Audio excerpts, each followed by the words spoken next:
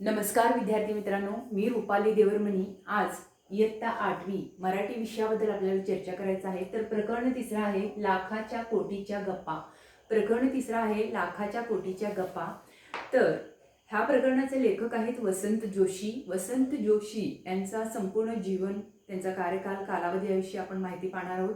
तर ते काय होते? कथाकार होते, कवी होते, विनोदी साहित्य चे लेखक होते. त्यांनी कथा आणि कवितांबरोबरच लोकनाट्य म्हणा, बालनाट्य आणि कुमार वाङ्मयाचे लेखनही केलेलं आहे.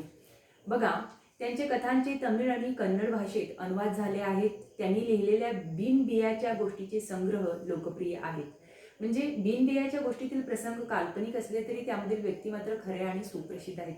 थोडी गंमत, थोडी करमणूक आणि निखळ विनोद निर्मिती हा उद्देश डोळ्यासमोर ठेवून या विनोदी गोष्टी त्यांनी लिहिलेल्या आहेत. म्हणजे त्यांच्या या विनोदी गोष्टीच्या कथा कथानकाचे कार्यक्रमही लोकप्रिय आहेत. प्रस्तुत पाठात दोन सुप्रसिद्ध मराठी अभिनेते रेल्वेचे इंजिनमध्ये बिघाड झाल्यामुळे रेल्वे स्टेशनवर थांबतात. प्रस्तुत पाठामध्ये काय सारांश आहे हे सांगायचं असेल तर दोन सुप्रसिद्ध मराठी अभिनेते आहेत. त्यांनी रेल्वे तिथं मध्येच थांबलेलं आहे, काहीतरी बिघाड झालेला आहे इंजिनमध्ये म्हणून त्यांनी रेल्वे स्टेशनवर थांबलेले असतात. त्यानंतर त्यांच्या लाखाच्या कोटींच्या गप्पा सुरू होतात.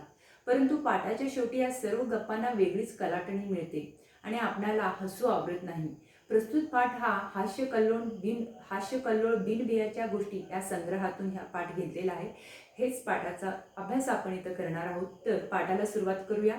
इंजिनमध्ये बिघड झाल्यामुळे, म्हणजे रेल्वेच्या इंजिनमध्ये बिघड झाल्यामुळे नागपूर दादरा एक्सप्रेस इगतपुरी स्टेशनवर 3 तास इंजिन मधली बिघडमुळे काय झालेलं होतं? रेल्वे 3 तास थांबून राहिलेली होती. मग गाडीतले प्रवासी कंटाळून प्लॅटफॉर्मवर एराझारा घालू लागले. कुणी बुक स्टॉलवरची वर्तमानपत्र घेऊन वाचत जागेवर आडवे झाले. 2 प्रवासी मात्र एका दगडी बाकावर जाऊन बसले आणि त्यांच्या गप्पा सुरू झाल्या. म्हणजे ते 2 प्रवासी कोण होते? सुप्रसिद्ध मराठी अभिनेते होते. मग सुमारे 1 तासभर गप्पा मारल्यानंतर ते दोघेही कंटाळले. त्यांनी चहा मागवला. चहा घेतल्यानंतर त्यांच्या गप्पा पुन्हा रंगल्या. ते एवढ्या मोठ्याने हसत आणि बोलत होते की त्यांचा शब्द दूरवर ऐकून जात होता. त्या 2 प्रवाशांमध्ये एक म्हातारा होता आणि दुसरा तरुण. म्हातारा त्या तरुणाला म्हणाला, राजा, तुझं इंग्लंडला जाणं पक्क झालं ना?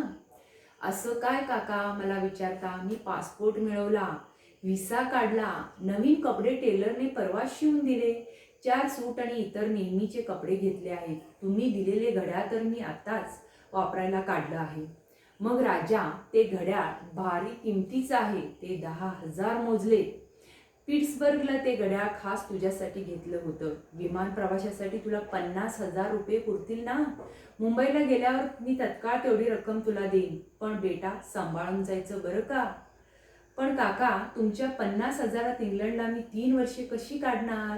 बॅरिस्टर कसा होणार? किमान 15 लाख किरकोळ खर्चासाठी लागतील. कोट्याधिपती काकांचा हा पुतण्या कुठल्या तरी घाणेरड्या हॉटेलात राहिलेला तुम्हाला चालेल का? नको नको, तू एक स्वतंत्र बंगलाच घे. तुझ्या अभ्यासाला निवांत जागा हवी. त्यासाठी काका वर्षाला किमान 15 लाख, याप्रमाणे 3 वर्षासाठी 45 लाख लागतील. त्याची सोय मी आता या क्षणालाही करू शकतो. बॅगेत शेअर्स विकल्याची रक्कम नगद 80 लाख आहे. आत्ताच देऊ का? नको, गाडीत बसल्यावर द्या. पण काका, एक मोटारही मला लागेल.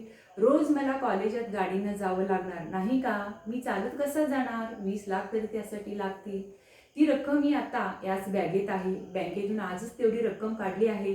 काका, मला सारा युरोप बघायचा आहे. प्रत्येक देशात किमान 1 वर्ष तरी राहावं लागेल. यासाठी निम्मा खर्च मी करणार आहे. आईचे 40 तोळ्याचे सोन्याचे दागिने तिनं मला परवाच दिले. ते आहेत आता या माझ्या बॅगेत. राजा, तू अजिबात काळजी करू नकोस. तू बॅरिस्टर होऊन भारतात परत ये. त्यासाठी मी वाटेल तेवढा पैसा खर्च करायला तयार आहे. आपल्याकडील चहाचे 2 मळे आणि सफरचंदाचा 1 मळा विकून जे 10 कोटी आले ते पण या माझ्या बॅगेतच वरच्या कप्प्यात ठेवले आहेत. त्याचं असं बोलणं चालू असतानाच गाडी सुटणार असल्याची घोषणा झाली. ते 2 प्रवासी आपल्या डब्यात शिरले. खिडकीजवळच्या समोरासमोरच्या शीटवर बसले. 5-10 मिनिटातच ते पेंगायला लागले आणि चक्क घोरायला लागले. केव्हा तरी कल्याण स्टेशन आलं. त्या 2 प्रवाशांपैकी तरुण प्रवासी झाला. त्यांना आपल्या सीट खाली आपली बॅग आहे की नाही हे पाहिलं. बापरे, त्याची बॅग तिथं नव्हती. त्यानं त्या म्हाताऱ्या प्रवासाला उठवलं. ए, माझी बॅग कोणीतरी पळवली, तुझी पण दिसत नाही. म्हातारा प्रवासी पण दचकून जागा झाला. आता काय करायचं, दोघंही किंचाळले. समोरच्या बाकड्यावर बसलेले एक म्हातारा प्रवासी त्यांना म्हणाला, तुमच्यासारख्या लखपती माणसांनी असं 3 टायरमधून प्रवास करणंच योग्य नाही. इगतपुरी स्टेशनवर तुम्ही गप्पा मारताना तुमच्या बॅगामधून किती रकमा आहेत हे उघड उघड मोठ्यानं बोलत होता. तर ते कुणीतरी भामट्यानं ऐकलं असणार, त्यातच तुमच्या बॅगा पळवल्या.